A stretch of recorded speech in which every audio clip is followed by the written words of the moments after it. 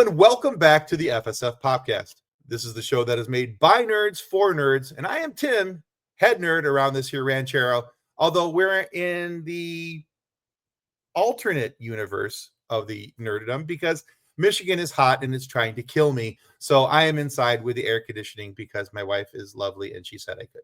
So, pretend there's a bunch of Funkos behind me. However, our guest today, I'm very excited to have on the show because he's an actor that's been involved with some pretty big IPs over the years. You've seen him perform on the current Netflix hit, Ginny in Georgia, but you've also seen him on other shows like Sci-Fi's Dark Matter. He's on the Adam Project, which is a personal favorite of mine. Freaking love that show. He's been on Code 8. There's been a bunch of other stuff, and we're going to talk to him about a little bit of all of this. But he's also the author, the co-author of an amazing children's book. And I can't wait to talk to him about that as well. It's an adorable book. Very, very sweet. So with all that being said, let's welcome Alex Mollari Jr. to the FSF Podcast. Welcome to the show, Alex. Thank you, Tim, for having me. I'm excited you said yes. And I'm excited that I get a chance to talk with you. You got a super cool resume. You've been on some very cool stuff. And yeah, I'm always excited to talk to cool people doing cool things. So you seem to be both of those, little column A, little column B. So, golly, thank you, Tim. Thank you. I'm excited to talk to you about it all. All right, cool. All right, Alex. So the first question I ask every guest that's ever been on this show, and because we are nerds here over at the FSF Podcast, we love a good nerd origin story.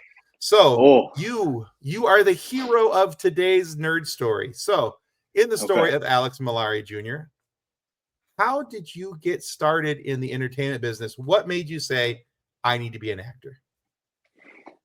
Well, let me speak in nerd. There were many alternate universes to explore. I wanted to explore all of them. I couldn't figure out which one I wanted to stay in. So I figured the acting world allows me to do everything without being too committed to anything except the one art form. And so here I am. And then I fell in love with sci-fi. So I get to go to cool space stuff and whatnot. Okay. So what was there a particular show or a character or an actor that you went, man, that'd be really cool to do that, what they're doing. I want to do that thing. There was. It started with Bruce Lee. Okay. Just watching Bruce Lee do a bunch of stuff is really cool. And then the real seed that was planted came from Power Rangers. Oh, nice. Okay. Power Rangers, yes. And Tommy, the Green Ranger. I just wanted to be the Green Ranger with a Dragon Zord. Actually, I still have my Dragon Zord lying around somewhere. Nice. Or at the dagger, the dragon, dagger. Yeah, got that somewhere. Yeah. So that was it. Okay, that's cool.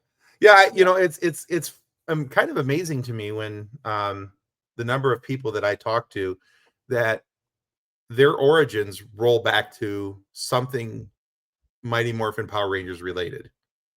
Get out of here. You know, that I love which is kind of crazy to me because when I was a kid, I mean, I watched it, but I was always kind of like, not the greatest acting. It's not the greatest this. It's, and I was like snubbing my nose at it, like, it's come on. Yeah, I did. Rita comes in and she throws her little thing, and then it turns a little monster into some big monster, and you got the putties. And oh man, it's great. The thing is, I enjoy it way more now as an adult than I ever did as a kid. Oh, that's so funny. Yeah, really? I think I love it. Whatever. Oh yeah, very much so. I'll be honest, I'm a coffee snob, and I didn't realize that my snobbery had also started off in sci-fi as a kid, and I was like, it's not good enough for me. But that was one of those shows that I always, because I always looked at it as like a little kid show. I thought of it, for a little bit. It was. And then it was in a lot of ways it was, but in a lot of ways it's not. And what did you think about the movie when it came out? The last one? The very first movie. The very first movie, I was like, I did years later, and I think that I would not have enjoyed it as a kid. Oh, my heart, Tim. I, That's all right. You like it now. I, That's what matters. I'm not judging. and what was it? 2018 when the last movie was done, the Power Rangers movie. It's like I can't 2018, 2019, recall. something like that. You I know, actually yeah, really, or maybe even earlier than that. But yeah, well, something like that. I'd have to look Yeah. it up, but I went and saw that in the theaters and I loved it. It was a nice, fresh, modern take on a lot of things Power Rangers related. And then, when the baddie comes in at the end, you're like, there's the Power Rangers I remember. You see, I think that's where you and I flipped because I was like, I'm too snobby for the new one. Jason isn't here. Billy's not here. No one's here. So yeah, I didn't watch it. What Yeah. is this mockery? Yeah, that's what it felt like. And I was like, man, I don't even like how you guys did your Megazord. Yeah. I'm so Well, happy we're talking Power Rangers, man. This is great. Well, if I had my co-host Ben here with me, he would be just on cloud nine right now because he's a massive.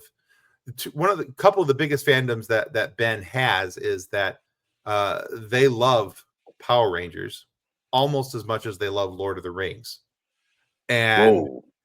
yeah, they have a very deep affinity for both, and it's almost like they're a wind up a doll or clock, just it's like a point shoot camera. Like you need to talk about this thing for a while, wind Ben up and Here it let is. them go.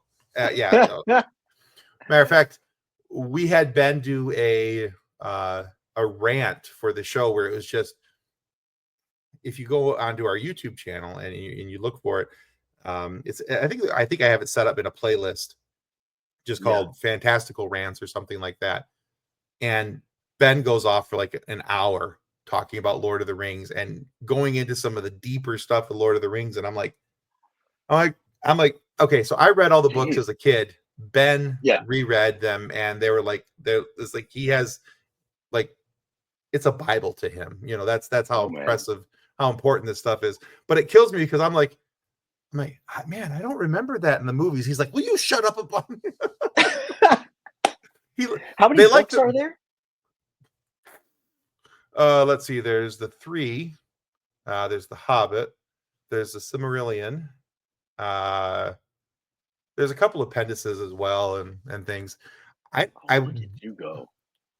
I want to say, and I am by no means a Tolkien aficionado here, but I want to say there's like 6 or 7 books.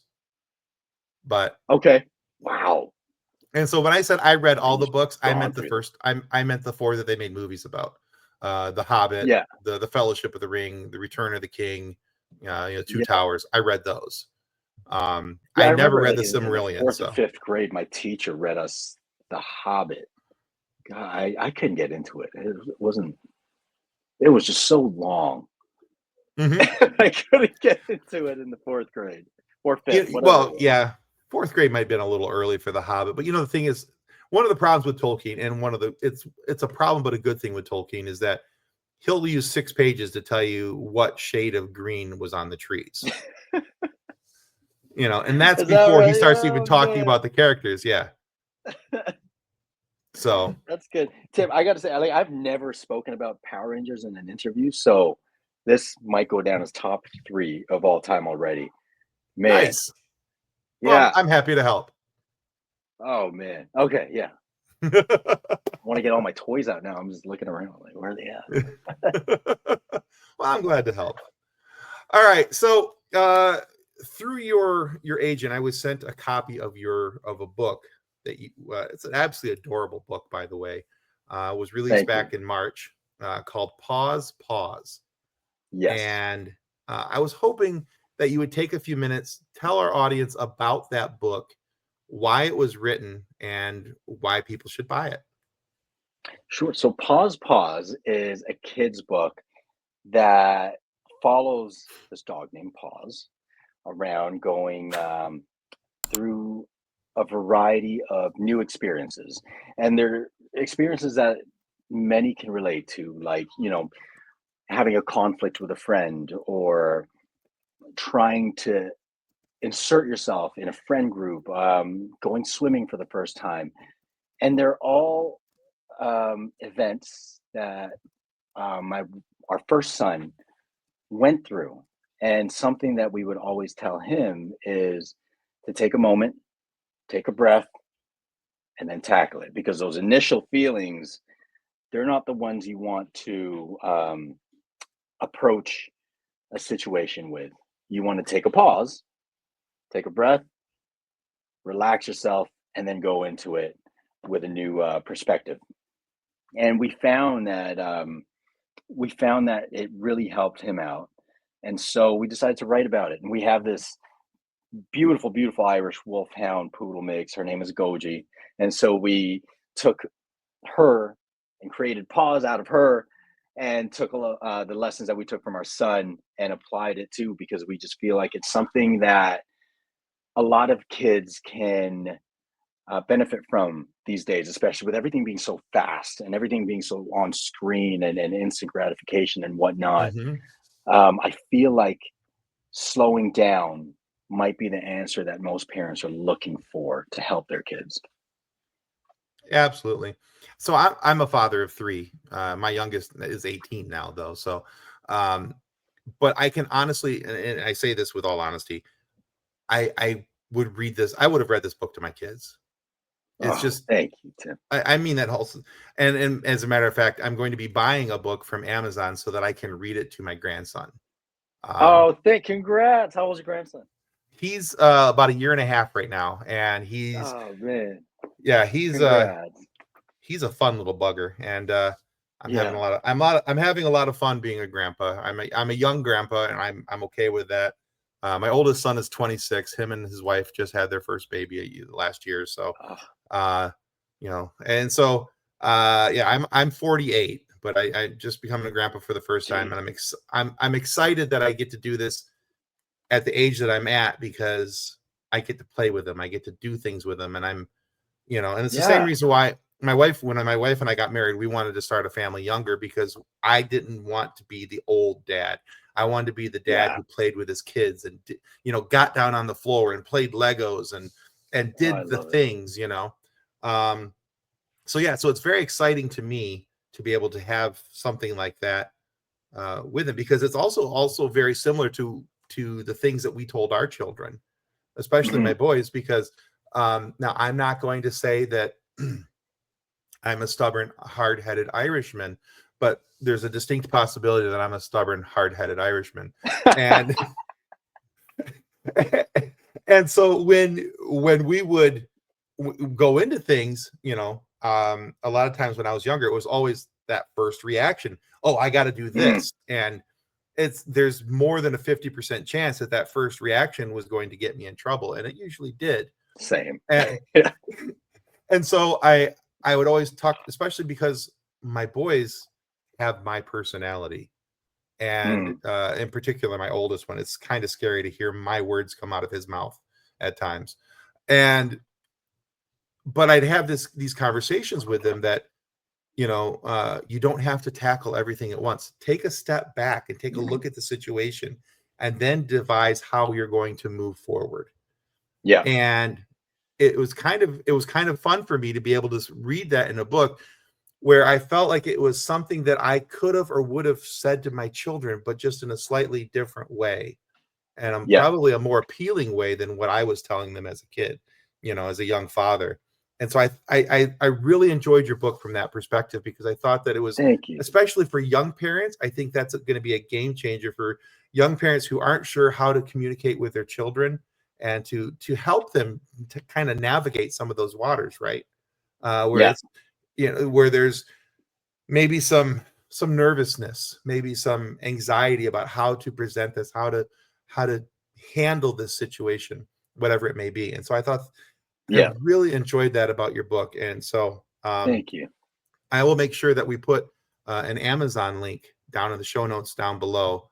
I know it's Thank being you, sold Tim. on Yeah. Amazon, and that way people can go buy this. It's only like $12, guys. So 12, Yeah. 13 bucks on Amazon. go buy the Yeah. stinking book. It's absolutely adorable. Yeah. And by the way, at some point, I'm going to have to see a picture of your actual dog because did you say Irish Wolfhound and Poodle mix? Yes.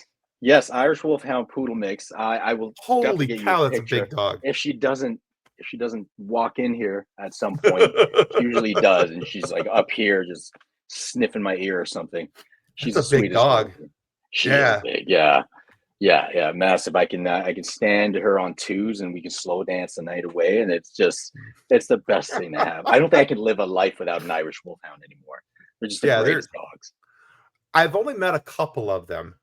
Um, we were up in northern Michigan last summer, and these guys had an Irish Wolfhound who was about a year and a half old, Yeah.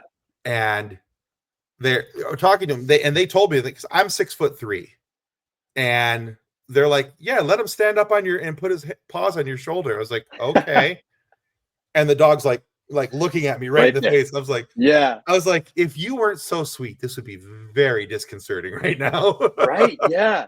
It's fascinating. And so I have a newborn, 9 months old right now. And Sure. it's the Okay. coolest thing to see Goji, the wolfhound, with the little new nine month old just playing. And she's so gentle with him and everything. It's the That's greatest awesome. thing to see. It's so cool. Yeah. That's I can go awesome. on about dogs all day. So if That's you want to okay. get to your question, We're I very love pet dogs. friendly over here. So Oh, good. um I've got 2 dogs and a cat, so we're good, so Love it. but yeah. Love it. All right, well, cool. Now I also read online, Alex, that uh as a young man you were highly involved in both martial arts Yeah. and competitive basketball. Mhm. Um, and now knowing that you had some affinity for Bruce Lee, that also makes a little bit of sense there as well. But how has Yeah. training for sports and martial arts affected not only your daily, everyday life, but Yeah. also how you bring your characters, your roles to life? Taekwondo, I feel is used a lot in fight sequences. It's between Taekwondo and um, the Filipino martial arts. Actually, there's a lot of the knife fighting that you see.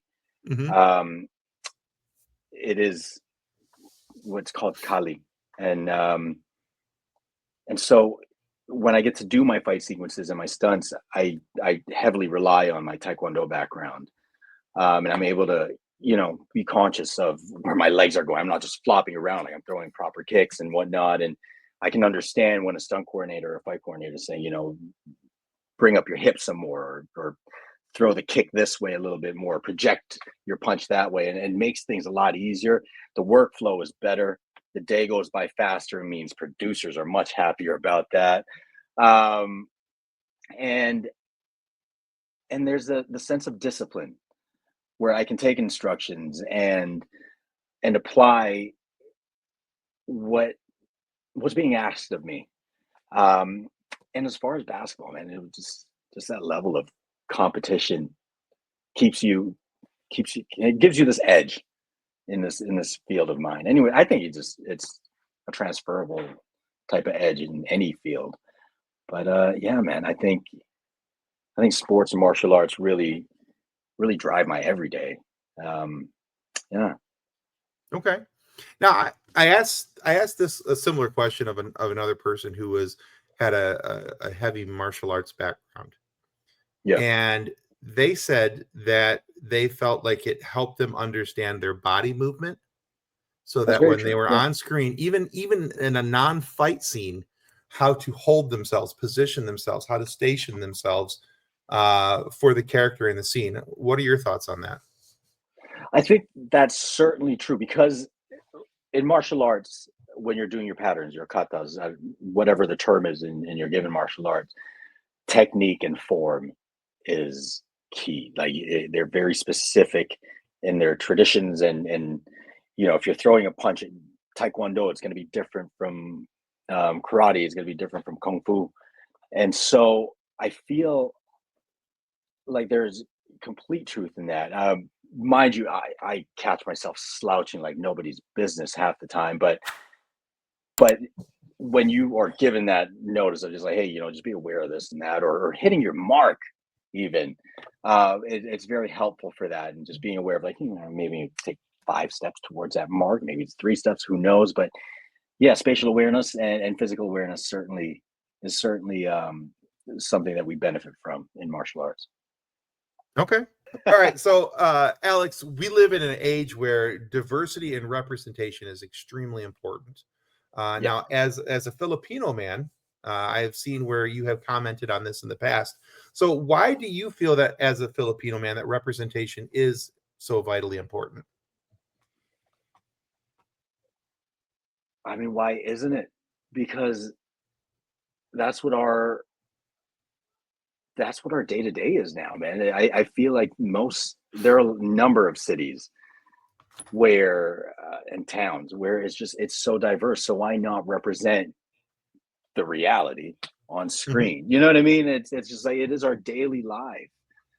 So why not? I think that's what I always bring my answer down to now. I don't know if I had more profound or more thoughtful answers before, or maybe I don't know. It's a perspective that's changing and growing, and something I'm always learning about, and also asking questions about all the time. But essentially, it's like, why not represent what we see every day on screen? Like for example, like The Pit.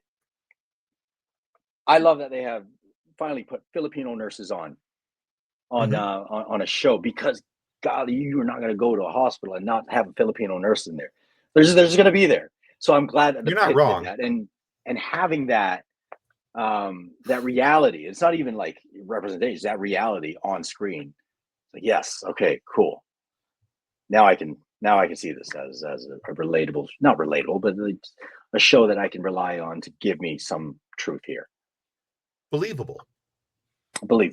Yes. Yeah. No, absolutely. I agree with that. Because one of the things that's kind of killed me, and especially in the nerd spaces, they're always like, well, why does it have to be this, and why does it have to be that? And, Yeah. like I just did a recording for I also write for a website called Couch Soup, and so we just did It's a great name. Yeah, right. And so we just did a recording for the new Marvel series called Ironheart, where it's been blasted in the news before it even got out, because people were like, oh, it's a, this black girl she's taking over for Tony Stark. She's this, she's that. And I'm like, what's the problem? I don't see a problem. Tony Stark is dead. So why can't there be another Iron person? What's the problem with having it be, oh my God, it's a woman. Oh my God, it's a person of color. I mean, right. That's our life. We see black people on the streets. We see Asian folks on the street, in our day-to-day lives. So it makes it believable to me that would be, not every story would be told from a white man's perspective, Right. I mean, hey, let's look at it this way. We've had television for what, 100 some odd years. White people, you had a good run. Let's get some folks in there that know how to season some food. Man. Okay. So. No, I just like that. Yeah, I just like that more stories are being told, and I really appreciate it when networks and studios allow for that to happen. Yeah, and I look forward to seeing where it goes and where it leads us. And I do hope it gets to a place where what we see on screen is just, we don't even talk about it anymore, because I think that's a big part of it, where it's not a topic we speak about anymore. It's just one of those, like, it's just TV now. It's just movies. It's just TV, right? Do you know what I mean? Yeah. No, I agree with you. I think that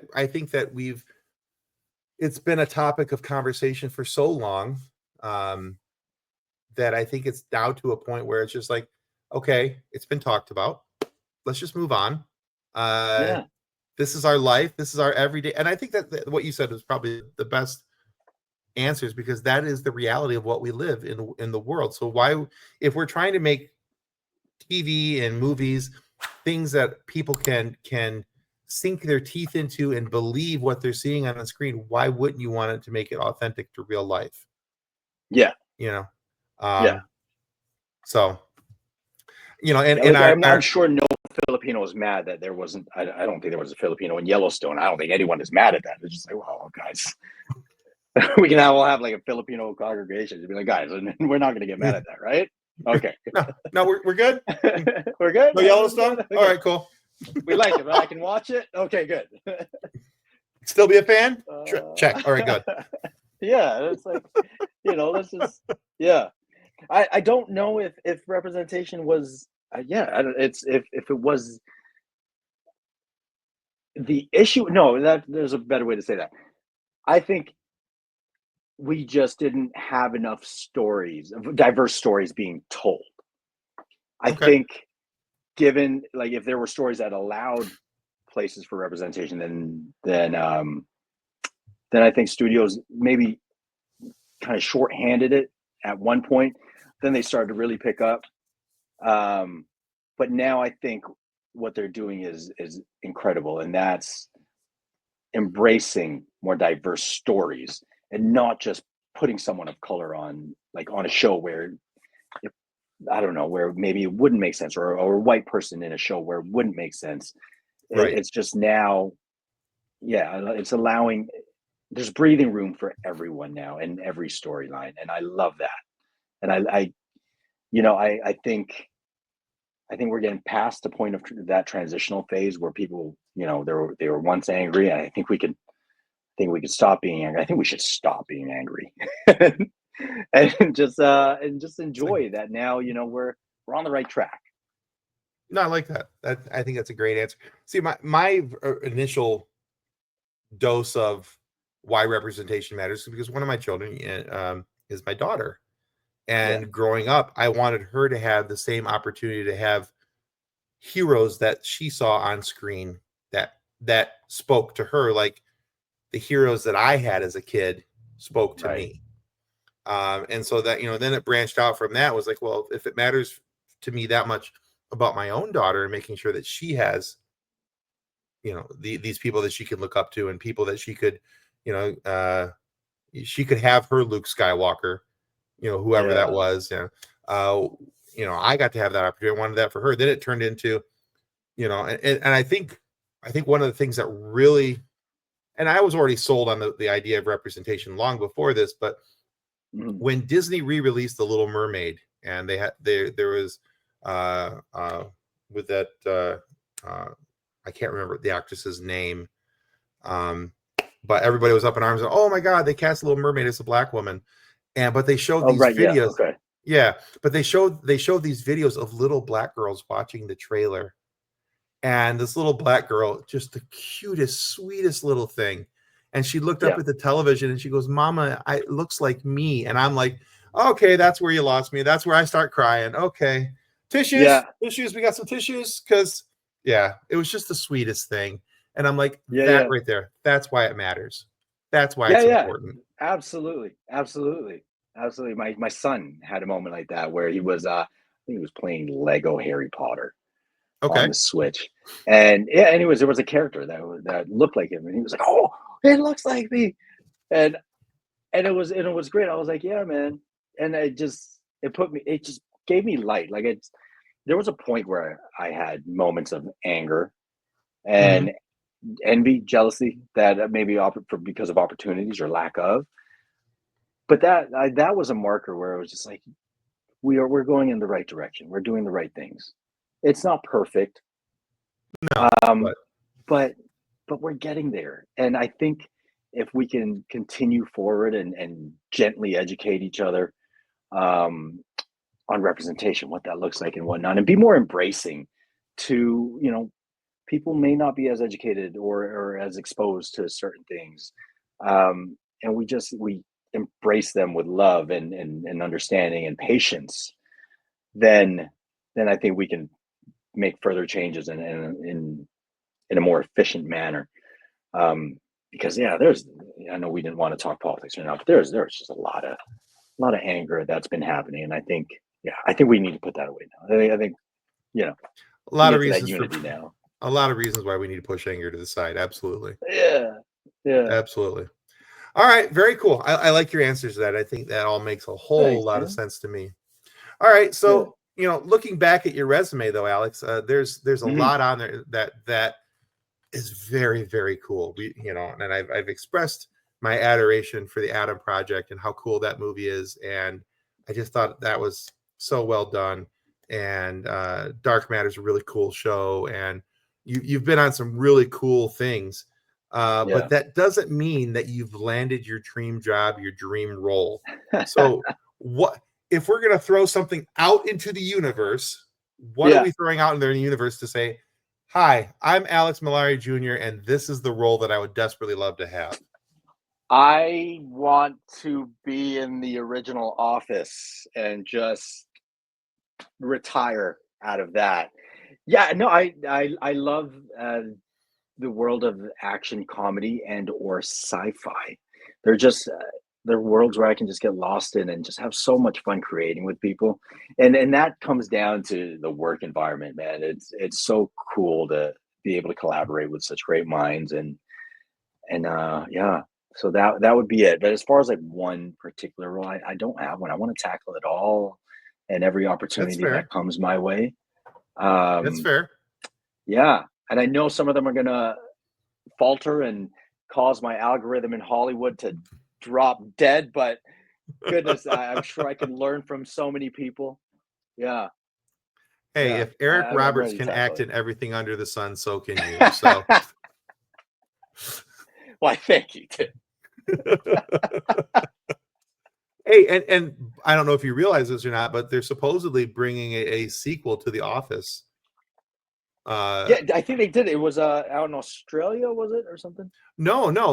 They're making like an Office 2.0, and this one's going to be focused on like Oscar Martinez and going back to Toledo and all that kind of stuff.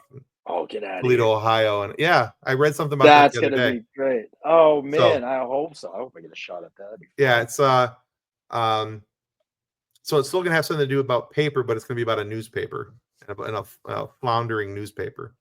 So That's good. Oh, I got to read about that. I gotta look that up. yeah, That sounds so fun. yeah, check that out, and then maybe like send them a demo reel. Hey So guys, yeah. there you go. I don't have much here, but I have played a villain very well. Exactly. There you go. Well, every show's got to have a villain. So Yeah.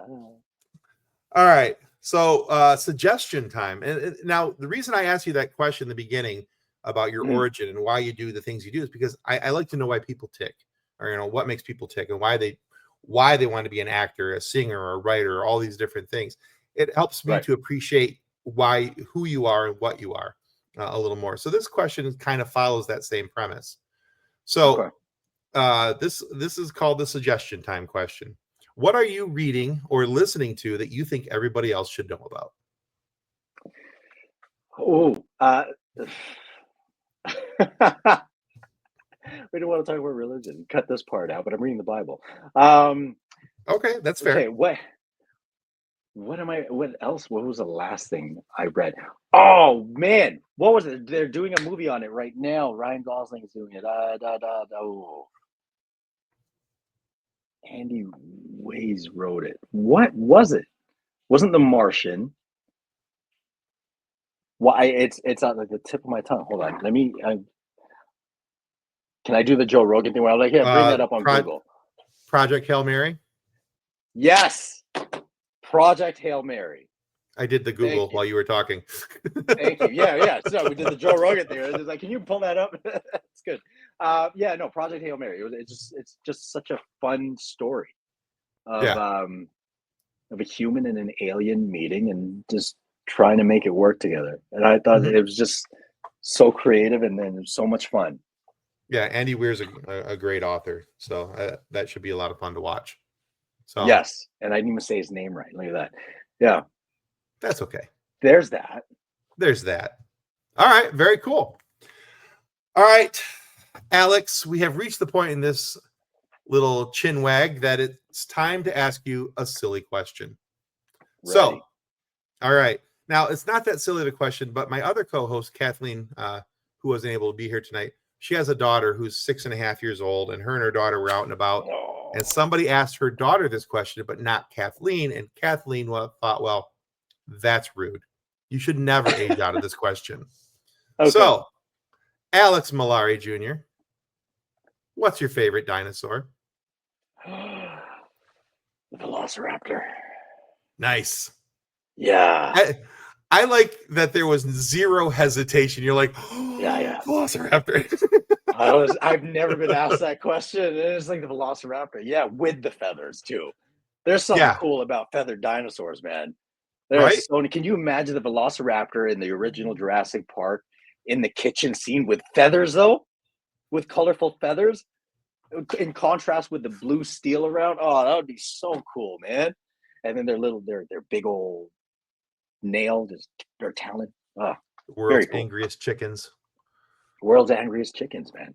Yeah. God. Yeah. Velociraptor. All right. Very cool. All right, Alex, thank you so much for being on the FSF Popcast today. Where can our listeners and followers go to find out more about you, what you've got coming up, and all the fun stuff? Honestly, you could just go on Instagram, Alex Mollari Jr. I typically update that only when there's something happening. Upcoming next is a wonderful movie I got to do with a friend of mine, a dear friend of mine, Brian Reynolds, and it's called Mayday. So that's coming out who knows when, but it's coming out on Apple. Ginny and Georgia, season 3 out right now. And yeah, Pause on Amazon. Very cool. Well, I'll make sure we put links for Pause down in Amazon, or the Amazon link rather, down in the show notes. I know what I'm trying to say. Don't you worry about it. But we'll put those down in the show notes down below. We'll also include your Instagram and make sure that people have a way to follow you there. So yeah, we want the listeners to check out those things. And seriously, guys, I said it before earlier in the interview, but the book is only like $13. Go buy the book. It's adorable, and I guarantee that you will love it. And if you don't love it, it's because you don't have a soul. So work on that. But anyway. My wife did an illustration, so you got to buy it just for the illustrations alone. There you go. See? It's a family project, and we're a family show. So support the family. All right, guys, if you haven't figured out already, selecting the follow button or the subscribe button here on YouTube is a free action, much like crying in D&D. So make sure that you click the like and subscribe button here on our YouTube channel. That helps us get more amazing guests like Alex Mollari Jr. here today to have these great conversations and things for you to be able to listen to. So click the like and follow button. There's a little reminder popping up on the screen either now or was a couple minutes ago. Either way, but it's been on the screen. Do the things, click the buttons, and make sure you go check out Alex's work as well. He's got some really, really cool stuff out there, guys. And if you haven't watched him on screen yet, you are missing out. So go check that out. But anyway, thanks for listening to the FSF Podcast. Alex, thank you for being on the show. And may the force be with you. Yeah, may the force be with you as you continue to live long and prosper. Goodbye. Copyright 2025 FSF Podcast. Reference to any specific product or entity mentioned on this podcast does not constitute an endorsement or recommendation by FSF Podcast. The views expressed by guests are their own, and their appearance on the program does not imply an endorsement of them or any entity they represent. If you have any questions about this disclaimer, please contact us via email at info@fsfpodcast.com.